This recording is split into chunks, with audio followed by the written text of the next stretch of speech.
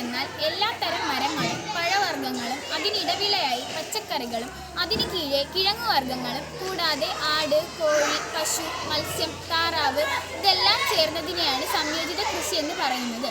കീടനാശിനിയുടെ ഉപയോഗം മൂലം മണ്ണിൻ്റെ ഘടന തന്നെ മാറിപ്പോകുന്നു.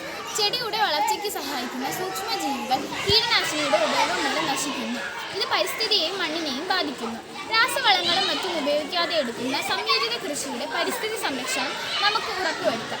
ചെടിയുടെ വളർച്ചയ്ക്ക് വേണ്ട ഘടകങ്ങൾ സൂര്യപ്രകാശം, കാർബൺ ഡൈ ഓക്സൈഡ്, ഓക്സിജൻ, ജലം കൂടാതെ മൂലകങ്ങൾ എന്നിവയാണ്.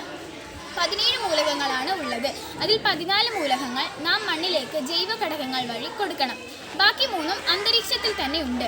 അവ nitrogen, oxygen, carbon dioxide എന്നിവയാണ്. 14 മൂലകങ്ങളെ പ്രഥമ, ദ്വിതീയ, തൃതീയ എന്നിങ്ങനെ തരംതിരിക്കുന്നു. മാക്രോ എന്നും മൈക്രോ എന്നും തരംതിരിക്കപ്പെടുന്നു. പ്രഥമ മൂലകങ്ങൾ ചെടിയുടെ വളർച്ചയ്ക്ക് വേണ്ടിയുള്ളതാണ്. അവ നൈട്രജൻ, ഫോസ്ഫറസ്, പൊട്ടാസ്യം.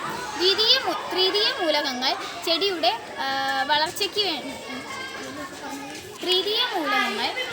വളർച്ചയ്ക്ക് വേണ്ടിയുള്ളതാണ്. അവ കാൽസ്യം, സൾഫേറ്റ്, മഗ്നീഷ്യം.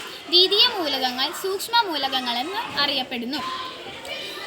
മത്സ്യങ്ങൾ വളർത്തുന്ന ടാങ്കിന് മുകളിൽ മൺചിരാതിൽ തിരി കത്തിച്ചു വെച്ചാൽ വിളക്കിൻ്റെ വെളിച്ചം കണ്ടുവരുന്ന കീടങ്ങൾ തീയിൽ തട്ടി വെള്ളത്തിൽ വീഴുകയും അവയെ മീൻ ഭക്ഷിക്കുകയും ചെയ്യുന്നു.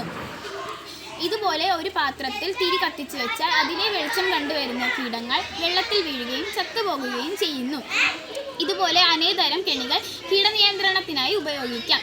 ബ്ലൂ ട്രാപ്പ്, യെല്ലോ ട്രാപ്പ്, തുളസിക്കണി മുതലായവ.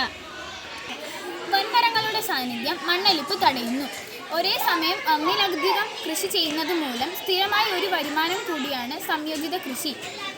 പാൽ, മുട്ട, മത്സ്യം, മാംസം ഇതെല്ലാം മാർക്കറ്റിൽ കൊണ്ടുപോയി വിറ്റ് സ്ഥിരമായ ഒരു വരുമാന മാർഗം